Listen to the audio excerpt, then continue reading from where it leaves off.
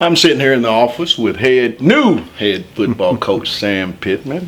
Sam, welcome to On the Hills podcast. Thank you. Appreciate it. Thanks for coming in. When I say that, Sam, the head football coach at Arkansas, I mean, how does that resonate with you? I mean, you and I had a conversation a long time ago, but it's reality. I mean, how does that resonate with when you hear that head coach at the University of Arkansas? I don't know. It hits me as an honor. Sometimes it hits me as really, and sometimes it hits me kind of scary, well, we got to do this. But it's truly an honor that each and every day I feel grateful for. I mean, I really do, and grateful for the men around me and certainly the state of Arkansas, people are so different here, and so passionate, so caring, and I can't tell you how many times in our staff meeting I've said that's an Arkansas thing, and it's always in a positive way, but people, they'll say, well, no, I ran into Walmart and this happened. I say, that's Arkansas, you're welcome. You're welcome that you were able to come to our state, so yeah, it's been overwhelming a little bit, and it's been an honor, Talk about that process. Must have been pretty exciting for you. You get done with the SEC championship game on a Saturday, and then almost within 48 hours, you're here in Fayetteville being announced as the head coach. Talk about that process. Well, it was. There's little rumblings here and there during the week of the SEC championship game, and then on Sunday is when everything really kind of got rolling, and they came to see Jamie and I and sat out in our home and wanted to visit a little bit, and of course we were excited. To be honest with you, my hair was a little too long, so. Between working there at Georgia and Hunter and John and Steve Cox coming to the house, I had to get a haircut. So I went to Supercuts, and I put my cell number in. I was number 19. and so I was 19, and I had 59-minute wait, and I had about an hour and 45 minutes before they were going to get to the house. Right. But they came in the house, and we visited and interviewed or talked or whatever you want to call it. And then after that, maybe an hour into the conversation, Jamie and I was offered a head coaching job here at Arkansas, and I went limp. I mean, I just, until you really hear it it doesn't really sink in, and I thought I didn't figure they was going to fly out there not to, I'd have to mess it up, but to hear it was incredible. And then we had a little bit of time after that to go call my 3 sisters and my brother and some, Todd Ross and Brandon Adams, guys that mean a lot to me, and we were able to talk to them, and it was a exciting, incredible day and moment, and then next thing you know, we're flying in here and talking to the team that night. So it all happened really fast. The part I wanted that stood out to me, you stepped to the podium to be named the head coach, and just the instant emotion. Where did that come from? Well, I think a lot of it came from many years of wanting something like this, but it was University of Arkansas. It was just different. I mean, I had wanted to be a head coach for a long time, but Arkansas, I mean, come on. So it was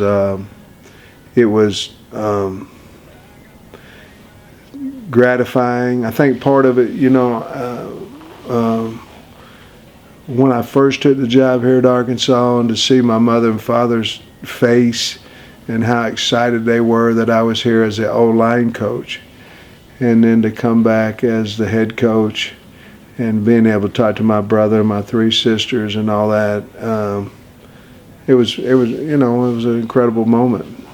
When you talk about being a head coach here at Arkansas, a lot of people say Arkansas is different. It's very unique, and you have to get a coach that gets it. And you had time, 3 years under Brett as the offensive line coach. Do you think that was that something that helped you kind of understand what it would take to take this head coaching job and lead this program? And I think exactly that's I don't know what you believe in your life personally and all those things, but I believe that I was here at Arkansas for a reason the first time, to get ready for the coming back. And so I learned a lot about the state during that time. Of course, I was, grew up across the state, but close, 70, 75 miles from here at Grove, Oklahoma.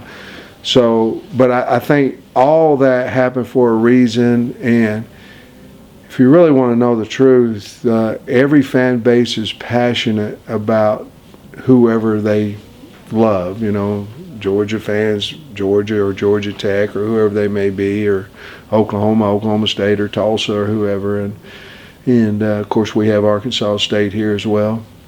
But in the state, if you're a Razorback, you've probably been a Razorback for many, many years. Right. And you're born a Razorback. And so those things are so unique here. The people are so kind. And to be honest with you, I want to be the guy that came in here and we were able to turn the program back to where the University of Arkansas should be. And I wanted that burden on my shoulders. I wanted it. Because I knew I could hire people around me that felt the same way, that could coach and recruit. And we've done that. And so I wanted that pressure. I certainly have it, but I wanted it. Initially, the first day on the job, Brad Davis, the guy that you recruited to Oklahoma, coached, he was in the building, but nobody knew Brad was in Fayetteville. Talk about that staff, and why was Coach Davis the first hire that you brought to Fayetteville? Well, Brad, I knew, in my opinion, that he's the top offensive line coach in the country. I knew who he was. To be honest with you, I feel like Brad's my son. I mean, I do, and I know he's not. He's got a wonderful mom and dad.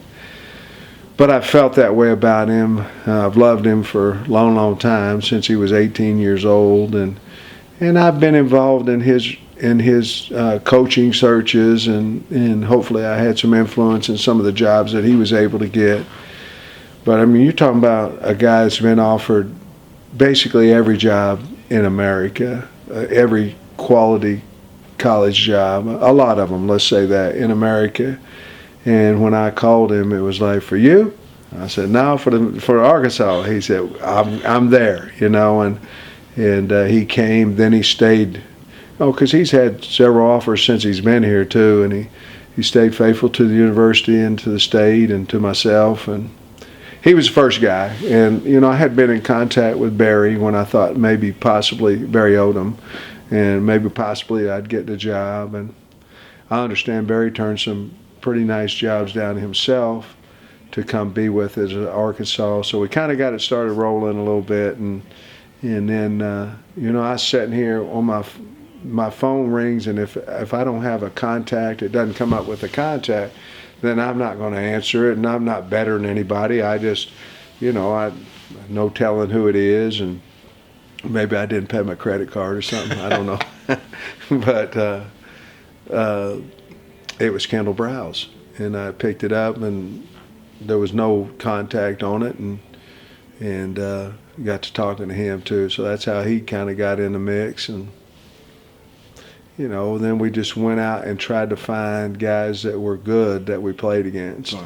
I really wanted SEC experience on our staff, because I just feel like you need it, and you need it in every aspect, but you need it in recruiting, because the world is just different in the SEC. Right. And you have to understand the league to understand what kind of talent you need to have success in this league. And I wanted to surround myself with guys that understood that. And so I think we did. And I'm, every morning, 7:30 in the morning, I'm talking too much right now, but every morning, 7:30 in the morning, we have a staff meeting, and it's everybody in the building is in that staff meeting, because I want us all to be together. I want us all to be loyal to each other, and I want us all to understand the expectations that are in the building and for the university. And those meetings in the morning, I can't wait to get to. They're outstanding. We kind of pump up a different individual every morning. Somebody maybe even on the periph that they don't get to talk a lot in there, but we want to hear their voice and something that can make us better. And everybody's important. And we need everybody in our organization to be the best at whatever their title is. We want them to be the best in the country. And we feel pretty solid that we're on the right track. Coached at multiple SEC stops. Coach Smith there at Missouri. Yeah. Coach Dickey at Tennessee. You came here with Brett Bielema at Arkansas.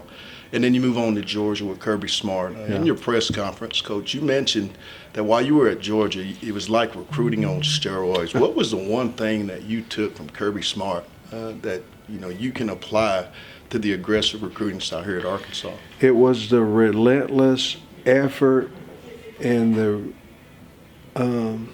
relentless accountability of recruiting.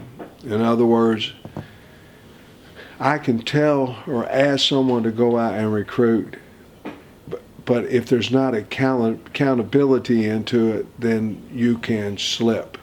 In other words, if I'm going to ask somebody to do something, tomorrow I'm going to ask him the result of what he did, then he pretty much going to do it. Right. And so I think that was what I learned from Kirby the most in recruiting, was that if there was something being asked, there was going to be an accountable answer for it soon. It might be 15 minutes, it might be the next morning, but hey, I'd like for you to do this, and then I'm wanting to know the answer. He wouldn't say that, but you knew that eventually within the next 12 minutes to 12 hours, you was going to have the answer for whatever the question was. I think that was different than, hey, I know I hired a lot of great recruiters. You go out and recruit, and man, we're going to get a lot of people. I think there's note writing. I think there's texting. I think there's group texting. I think there's a whole lot of things that we can do that possibly other schools don't, or maybe we can do more than they do.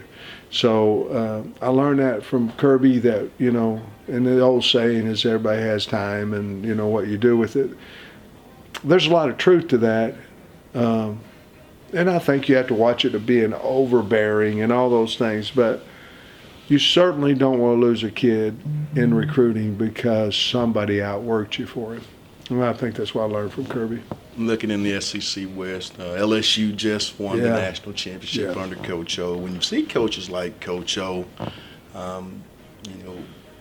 get a job that he wanted in the state of Louisiana, how much does that motivate you to think maybe, Arkansas, I want to be here, and maybe that could be me at that stage? One time, is that a driving force for you? Quite a bit, but I will say this.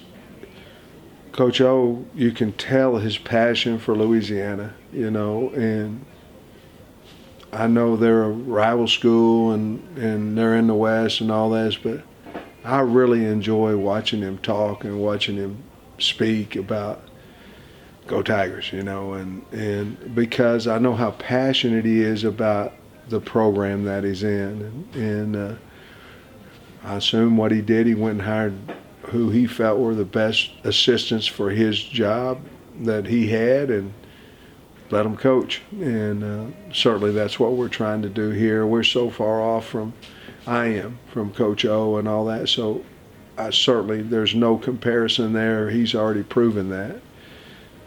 But it is very awesome to see how he feels about Louisiana like I do about the state of Arkansas. A lot of other coaches. Coach O is just one. You'll be going against the likes of Saban, Jimbo Fisher, a lot of coaches in this league that's coached in national championship games. Some have won as head coaches or coordinators. How exciting does that make the staff, you guys as a whole, feel to be able to match wits in the coming years with these great staffs and programs?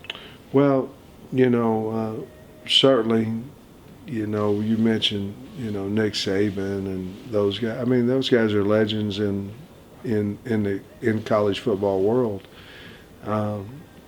But once you get on the football field, it's all about the preparation that you've done through the season. It's all about what kind of game plan you have, who do you have, matchups, all those type things. And really that doesn't come into thinking. I can remember the first time we played Alabama, I looked over and I was going, well, we're playing Alabama, and it was kind of like, wow and all that. And then after the game starts, it's, we played them right out here and they beat us 14-13 but once the game starts, it's all about your kids and do you have them ready to go? Do you have them prepared and all that? But certainly the names that you just said of coaches, it certainly solidifies that one of the greatest leagues in the country is the SEC West. You talk about your strength and conditioning program, Coach. What's your philosophy as far as strength and conditioning goes for your football program in the SEC going forward? Well, I think if you look at our team right now, we have to get bigger. So we hired Jamil Walker from Georgia, and we have to get more physical. We have to get bigger. We have to get faster, all those things. But what we're trying to do is we're trying to instill discipline and confidence in the weight room. But we have to be a bigger football team. Games are won on line scrimmage in this league, and we have to get bigger physically. We have to recruit bigger on the O and D lines. And certainly skill matters, all that. I'm not saying that, but if you can't win up front on either side of the ball, you're going to be in trouble on a Saturday. So we're trying to build confidence in that room. Two quick questions. Recruiting territories. How will you break up? I think we're going to have 10 in the state of Arkansas. We've already broke that up, and then I believe we're a regional recruiting base. In other words, I think if you're touching us, we're recruiting you. So obviously Oklahoma, Texas, the states that are touching us. And I think we'll have a presence in Georgia because I was in Georgia, and I think we are going to have a presence in Georgia. We'll always have a presence in Florida. But we're trying not, it's not about the number of schools you see each time you go out. It's about the people you affect and the knowledge you've learned when you went into the school. I don't care if our coaches go 8 schools. I'd rather them go 4 and make sure that they got the knowledge and they affected people in that school when they went in. Last question, Sam. Is Arkansas, will this be your last stint in college coaching? This is it. No matter, this is it. This is my last job. I've been privileged to be the head coach, named the head coach here, and this is it. As long as they'll have me, then we'll just stay right here and see what we can get done. And final message to the Razorback Nation. If there was one message, and everybody, whatever Sam Pittman says at this point, they want to listen to, what's that one message that you want them to know, for this football program under Sam Pittman? Well, we want them to know that everybody in this building is proud to be here. I think that's the biggest thing I want them to know, and then I want them to know that we're going to work each and every day because we want to make the state proud of our football team. You see what's going on in basketball and in baseball and all the women's sports and all that. We want to be a part of something. That sign right there says you're not coming to play for the University of Arkansas, you're coming to play for the state of Arkansas. And if that's the case, we want to make the state proud of us, and that we're working each and every day to get that done. Well, Sam, we welcome you back to the Hill, hopefully for a lot of successful Saturdays, and just want to thank you for taking time out. Appreciate you, man. Thank you so much. Great interview. Appreciate you. And can I get a yes, sir, to the camera? Yes, sir.